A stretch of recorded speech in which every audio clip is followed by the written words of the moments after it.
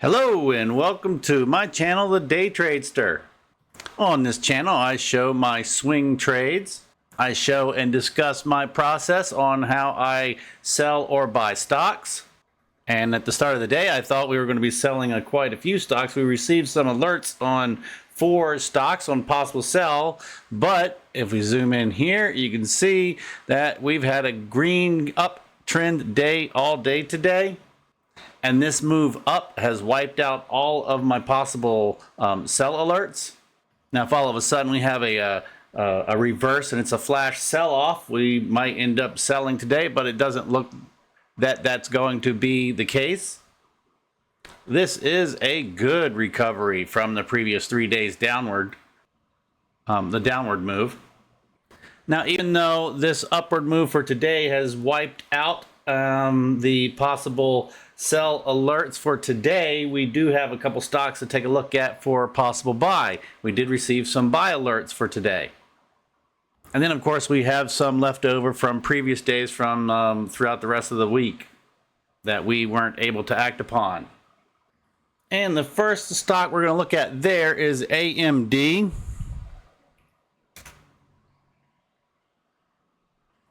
Now, with Advanced Micro Devices, I currently have 3 shares. So if I were to buy anything off of this cross, it would only be 1 share, and that would max out our 1 share per book. However, we have this indicator that's visible on our screen, and what this represents is that on our monthly chart. So this is our daily chart. If we go to our monthly chart, and that's where candles aggregate for the entire month. So this would be 1 month. This is another month. And what we have is our fast moving average is below our slow moving average. And I try not to buy some stocks when the fast moving average is below the slow moving average. So I will refrain from buying any stocks of Advanced Micro Devices today. So we'll go back to our daily chart. And if you're new to the channel, this candle represents 1 full day of trading activity, as well as every other candle. So this is a 3-month chart with candles aggregating daily. Now, we only received 1 other possible buy alert today, and that is for XLI, which is an ETF for industrials. All right, so what we had price move above our slow moving average, but last week we had our fast moving average cross above our slow moving average, which is a trigger to possibly have a purchase for the XLI stock here. But last week I was unable to purchase XLI at the cross because I probably more than likely did not have enough money at the time to put into making this additional purchase. Now, even though we have a green candle, we have a downward pressure on the green candle. You can see where it went up to over 153 today, and it's been pushed back down to 152 and we'll just say 40 cents. Not only do we have downward pressure on the candle on price, we also have our average is in a downward trend as well on the slow moving average, and we have our MACD signal line has crossed below the MACD line. So with our signal line being below our MACD line and with downward pressure on price, we're not going to consider this a true continuation of this cross from last week. So we're going to pass and not purchase any shares of the ETF XLI. So that covers all of our sell and buy alerts that we received today. Now I'll start moving into yesterday. We do have a few from yesterday and prior days that we did not act upon. Either because of we did not have price continuation or we did not have enough money to purchase those stocks. So we'll take a look at our first one, which is TransDigm, which is TDG. And TransDigm is right now it's a $1,300, and we only have $1,800. So I am not going to be purchasing TransDigm right now, and that's because we had the crossover today So this is not a continuation of yesterday's move down. It could be considered a continuation of the move from either one of these candles that crossed above the fast moving average, but we just had the fast moving average cross above the slow moving average yesterday.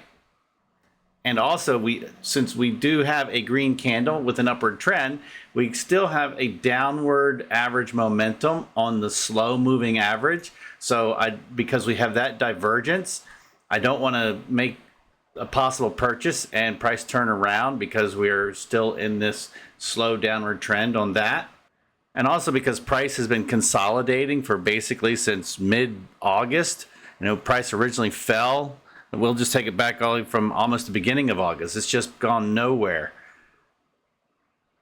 So we'll wait until Monday or sometime next week. If we have a continuation and I have the funds available, then I probably will buy TransDigm because this might be a decent breakout. And as you can see, I already own one share and that's sitting in a limit order already. So we'll just leave that on our list and we'll take a look at that next week, beginning on Monday. So another stock from yesterday is Yalla. All right, so we had the cross yesterday, but we do not have continuation of that. We have price reversing and going back down. So another stock that is from Thursday that we'll take a look at is Monster Energy Drink, MNST.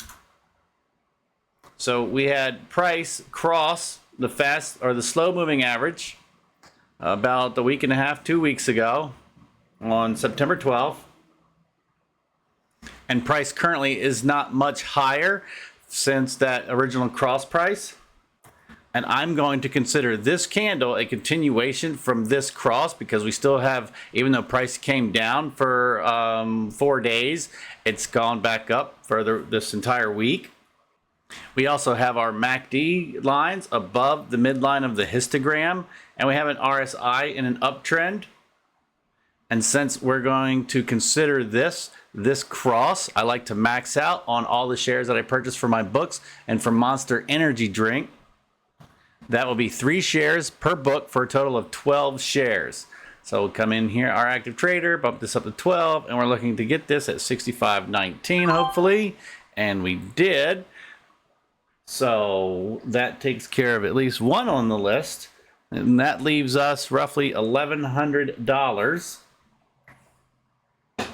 All right, another one we're going to take a look at is from, I believe, Monday of last week, which is General Motors, GM. And we have price moving up. It's moving up pretty strong. And that might be because of the tariffs. So American car manufacturing is somewhat protected from foreign car manufacturers. At any rate, we had price cross 2 days ago.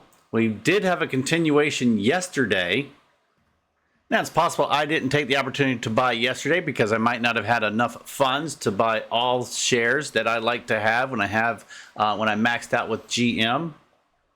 And that's 12 shares. So we're going to purchase 9 shares of General Motors right now because we have price moving up, and this is a continuation of the cross from 2 days ago. So we'll move on to, I don't know if I have any other stocks. Let me take a look at my list. All right, we do have one more, at least one more, and that's an ETF, XLU, and that's an ETF for the energy sector. All right, so our energy sector, we have fast moving average crossed last week of our slow moving average. Again, I did not max my share purchase for possibly the same reason. I'm not having enough money available. Now, preferably at the cross, I like to max out all the shares that I could purchase for my strategy for each individual stock. However, for today, I only have $470. So we're going to buy one book because when I'm maxed out with XLU, I like to have 16 shares. So that's 4 shares per book. So we're going to purchase 4 shares. We're at least going to get one book at the 86.43 possibly. We'll bump this up to 86.44. And we got 4 shares at 86.44. All right, so that leaves roughly $120 remaining in our balance, although we're just gonna, it's gonna show higher than that because we just sold some shares in our day trading strategy. All right, so now that I've gone in and I've purchased some stocks for my day trading strategy, you can see we're down to about $120, and I am maxed out on my day trading strategy, so that's all the funds that we have available. So we are done purchasing any additional stocks for our swing trading strategy. If price turns around, which is really highly unlikely, we have the S&P 500 seems to be going up right now at an even faster rate than it was, so we are higher than we were at the beginning of the video. So it's very unlikely that we're going to that price is going to turn around and we're going to have an opportunity to sell any additional stocks. And as you can see, the day trading strategy is continually selling stocks, so we will not be purchasing any additional shares, and there's nothing else to sell. So we are done with our sell and buy alerts for today. So as I said, we had a nice run today. Let's take a look at our heat map. That's what this is called. This is called a heat map. And there is a lot more green on the screen than there was yesterday. Yesterday there was more red. There wasn't as much red yesterday compared to as much green today. So for the fourth day in a row, I believe, Intel Corporation, they had another great day. That's going to be our chart of the day. Tesla moved a lot. EA Sports, now they moved a lot today because they're going to be going private. So they're going to be buying back or recapturing. I don't know how that works when a company decides to go private. Maybe they just force buy all of the stocks that's out there that's available, and they take control of the entire market cap, but there is a company that is trying to take them over, and they are going to be private. And in turn, their competitor Take-Two Interactive, they had a great day today. Now, we don't own EA, but we do own Take-Two Interactive. We also own App. Now, yesterday I bought Intel because they had several days in a row that was doing great, and I wanted to get in on that. So we're going to go back to our charts. We're going to come into our 1 day and 2 minute chart. 1 day, we're going to look up our 2 minute chart, because this is the chart I trade on in my day trading strategy. And we're going to go to Intel. And this is either the third or fourth day of a nice run. So I'm going to expand this out. Expand. Why isn't it expanding? Double click. Here we go. All right. So yesterday they closed at, we'll just say $34. So $33.95 actually, and we opened today at $35.24, which is a 4.5% gain just overnight. And then they continued to gain throughout the day, and they closed at 35. So from close of yesterday to close of day, they're looking at another 4.5% gain. So we're looking, I believe, in the last 3, maybe 4, I believe it's actually 3 days, we're looking at almost a 20% gain that Intel has had. Now, I wasn't an owner of Intel for the first 2 moves, but I did buy yesterday, and we actually got some of this move. Now, the reason for this gain is because they're taking on partners. SoftBank became a partner back in August. NVIDIA decided to become a partner and give them, I believe, $5 billion towards their manufacturing capacity. The U.S. government decided to take 10% stake in their company. So the citizenry now is a stakeholder into Intel, and they are looking to partner with both Apple and Taiwan Semiconductor. And if they do partner with them, that's going to drive the stock even higher. So if you are not in Intel yet, you may want to do some research, validate what I just said. You always want to do your own research.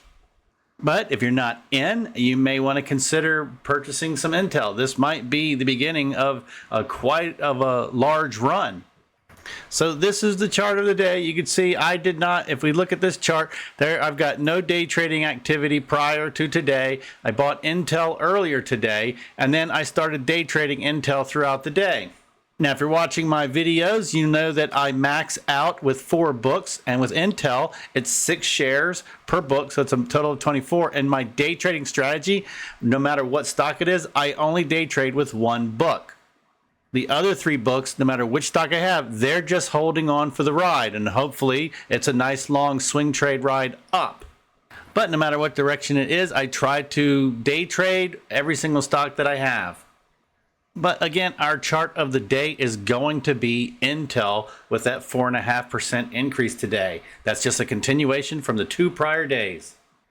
Now, I also own some other stocks that went up roughly 4 to 5%. AppLovin is one. Take-Two Interactive, as I just spoke about earlier, that went up. Tesla went up over 4%.